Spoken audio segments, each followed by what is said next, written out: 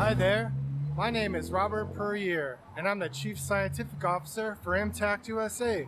We are an HPLC column company, and today we're going to talk about eliminating protein precipitation from your regular old reverse phase analysis. If you're working with biological samples, you know how much time it takes and how many resources it takes from your lab to do a protein precipitation. Today we're going to talk about how to do your analysis without that. Not only that, in some cases, the data is even better, so stay tuned. All right, so let's talk about how simple and easy it is to get rid of the protein precipitation in your analysis. Now, first, I'd like to introduce Mr. Itayazawa, just because he's the founder of our company and he's really the brains behind these beautiful columns that we have. And the one we're going to talk about today, which is Cadenza HS-C18, that beautiful direct injection column. I'd like to introduce him just because, if you ever see him at a trade show, he likes to come to trade shows in the US. Please go by and say hi, introduce yourself, and have a conversation. He loves to talk about chromatography and he's so knowledgeable. He started his career as an analytical chemist where he told me he was so frustrated because, he would have these analyses that he would have to have some complex workaround and he thought columns just need to be better. And he worked at YMC where he actually developed many of their stationary phases. But again, they were more conservative company and he wasn't able to do all of the things that he wanted to do, he felt. And then he even worked at Shimadzu on the instrument side. So he likes to say that he understands chromatography from all angles.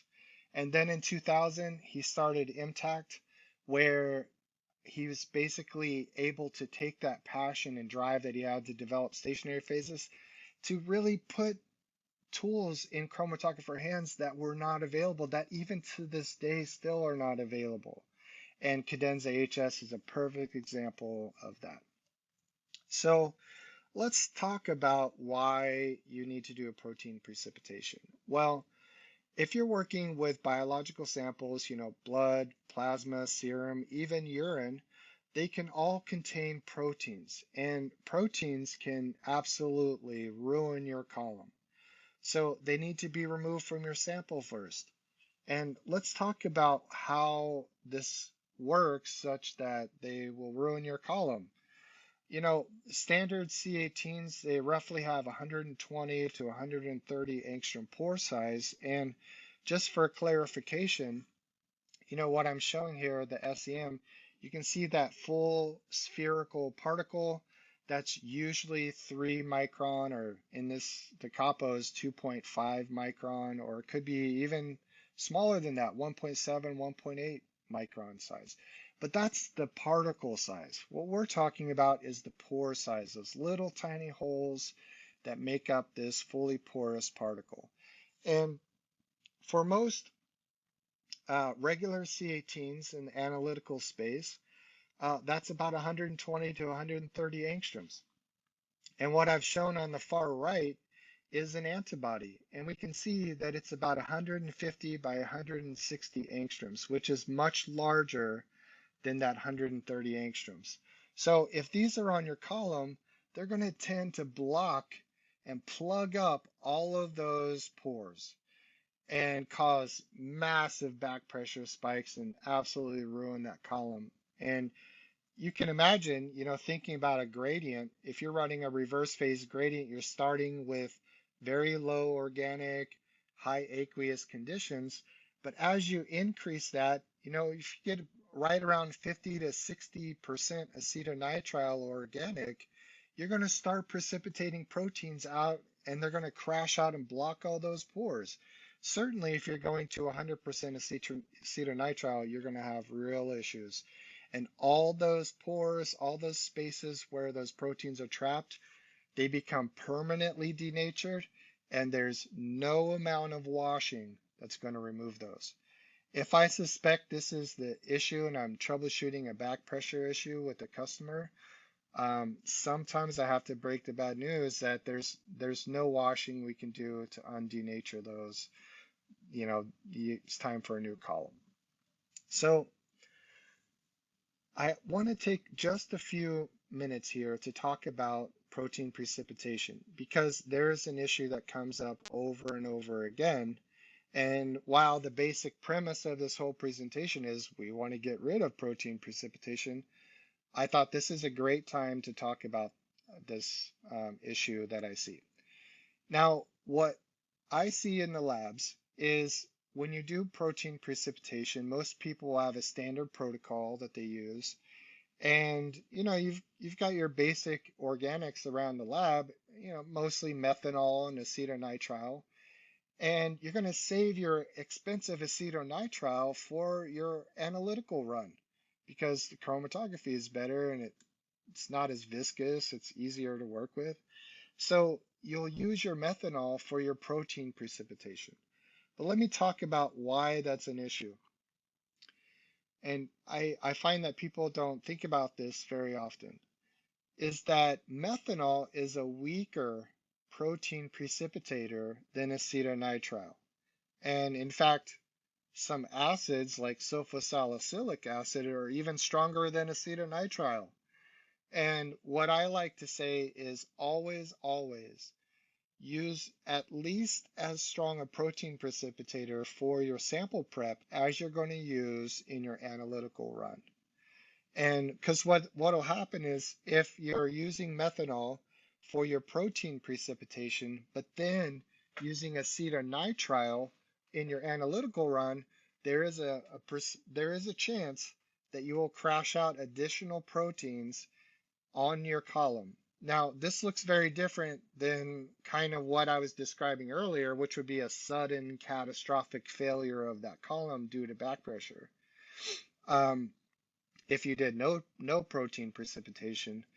But this type of destruction of your column looks more gradual. You'll have a slow but noticeable buildup of back pressure injection to injection. And that's because we have a smaller number of proteins that are going to be crashing out on the column. So just keep this in mind. But as I said, the purpose of this column is to completely eliminate protein precipitation. And as I said, we're going to be doing that with our Cadenza HS-C18, which is on the far right. This is just a nice visual side-by-side comparison of all the different C18s that we have to offer. And you'll notice on the Cadenza, it has a C18, but it also has this other ligand there. And that's really the secret sauce to making this work for eliminating proteins from your sample in your analysis without doing protein precipitation. And let's talk about how it does that. So this is such a beautiful, elegant solution. I've not seen anything else like this on the market, and I just love Yazawa for coming up with this idea. It's beautiful. Anyway, so what this is, it's really by the addition of only one extra ligand, and it's a polar but non-ionic, so it's not going to contribute to electrostatic interaction, but it is polar, and it's very long, much, much longer than the C18. And what does this do? In essence, what this does is it creates a force field around, just to have a little fun with this, it creates a force field around that particle such that the proteins do not enter the pores, but they bounce around and repel between the particles and exit the column completely unretained. So let's take a look at this kind of cartoon that I made to show this. And first, what I'm showing is you have a mixture sample. The red dots are your proteins. They're much larger than the small molecule, the hydrophobic small molecules, which are the black dots. And this polar force field, those proteins are going to hit that, be reflected, and wash right out of the column unretained. But your small molecule hydrophobic analytes, they don't care about a polar force field. They go right through that, they interact with the C18, and they're retained just as they would on any other C18. So here's a chromatogram showing this. You can see we have some standards here, and we ran the standards alone on the bottom trace in blue, and then we ran the same standards mixed with serum on the top trace. And what you see is that large protein peak showing that they're completely unretained. They're all washing out of the column, so there's great lifetime on this. And they're coming out much sooner than our first peak because they're completely unretained. And the other thing to note here is that we get exactly the same retention time whether we're running just the standards or the standards in the serum mixture. So you can see, and we're using just regular reverse phase mobile phases. So nothing magical here. You could throw this in your lab right now today with the reagents that you're using right now and get this benefit of not having to do protein precipitation. Now the question comes up, what if I'm using mass spec? Well, that's pretty simple, and that's because these proteins are coming out in a predictable way, right? They're unretained. So they're coming out very early in that run. And you can just simply divert that early portion of your chromatogram to waste, put it back online for when your peaks of interest are going to be coming out of that C18 column. Now, also to get to lifetime, first of all, this is from a customer of ours in Korea, the Korea Institute of Science and Technology, and Man-ho Choi. And what he put on here that I like is they were running 100 samples per day, and they did over 1,000 samples on this column. So they had very good lifetime, and you can too. In fact, this is our #1 selling column every single year that I've been at MTAC for this very reason. So for that many people to be using this column, it certainly has excellent lifetime. So one analysis that we see a lot is for the ADC industry or anybody working with antibodies. You know that most antibody mixtures come with some surfactant. Well, you need to do protein depletion work where you want to take a look at what's happening in the surfactant in your mixture. Well, if you're doing a protein precipitation first, then removing it, that protein precipitation step could be altering your data. You have to control for more variables for that process.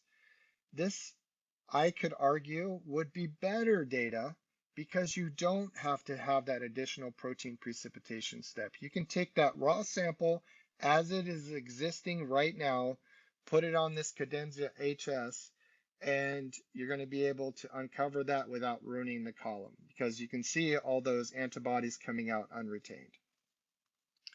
So in fact, there's a wonderful paper produced by some scientists at Amgen. I highly recommend if you're working with surfactants in your antibody mixtures, please take a read of this paper. It's really a good one.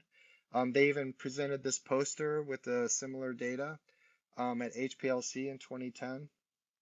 And I just pulled out some highlights here. What they wanted to do was to be able to not do a protein precipitation first. They wanted to be able to take that raw mixture and run it on a column and get good, reliable data. And in fact, they tested several different columns, and in their conclusion, they said that our column was the best for this. It had an excellent reproducibility, and you can see they did a lot of method development work. So if you're in this field, I highly recommend taking a look at this paper. It just has a wealth of great information. But again, this is a very practical use where you can save time, resources, less waste, more accurate data by making a simple change, switching to this Cadenza HS-C18 column. So here's another presentation that's available on our website, and this is by Tawa Pharmaceutical in Japan. And their question was, okay, we can do a direct injection on the Cadenza HS, but is that better than doing a protein precipitation? And here you can see they're using a standard column with a protein precipitation, and we're running very similar methods on either column. And here's the chromatogram on the Cadenza HS. You can see excellent separation for all of the small molecules, and we have all of those serum proteins coming out unretained early in the run, just as we've been stating over and over again. And excellent linearity. When they compared that to the protein precipitation method, they were very comparable, almost identical. So in their conclusion, they said it's definitely satisfactory. In fact, it might be excellent or even perfect. I thought it was very funny. Here's the slides that they put for this. But the point is, they did a very in-depth method validation to replace their protein precipitation protocols with this direct injection column, and it passed with flying colors. And I say it will likely do the same in yours as well. You can do a quick Google scholarship search. There are several papers that were written using this column. A lot of people are using this. It's been around for a while. And I want to make one final point. You know, every time you're setting up your bench to do a protein precipitation, just think about how many consumables you're using. You're using vials, you're using reagents, you might be using various types of filters, and not to mention your time. So these are all the waste that's generated by protein precipitation that you can eliminate, improve the cost per sample in your lab, increase throughput, and reduce the waste in the environment. All right, so again, just a final summary here. This is just a C18. You don't have to use magical mobile phases, no extra instrumentation. This column costs the same as your regular C18s, maybe even be cheaper. So you're not losing anything. You're only gaining, and it's so easy to implement. Anytime that you're working with biological samples and you're doing protein precipitation, I would say you might want to consider trying the Cadenza HS. If you're working with ADCs or antibodies, there are a lot of applications in that field. I made a video talking about this, so please check it out. It's a great resource. But again, you get better data, right? More accurate data, and it's easier, and it column easily pays for itself very quickly. And another thing, if you're working in a multi-use laboratory, maybe you have students using your equipment and you're always feeling a little stressed that they might not do the proper sample prep and ruin your column. We talked about how precipitating proteins on the column makes a catastrophic failure. Well, having this column, it works just like a regular C18, but it gives you a little bit of insurance against that accidental protein injection onto your column. This is so easy to implement, and I also may provide even more accurate data, but also reducing the waste in your laboratory. Well, thanks for watching. I hope it was helpful. And now you know a little bit more about how easy and simple it is to get rid of all protein precipitation. It's so nice. This column is repeatable, it's robust, it's going to save you a lot of time and money, reduce your cost per sample, and as I said, really easy to implement. If you have questions about this or anything else, hit me up. I'd be happy to work with you. I'm at info@mtacusa.com.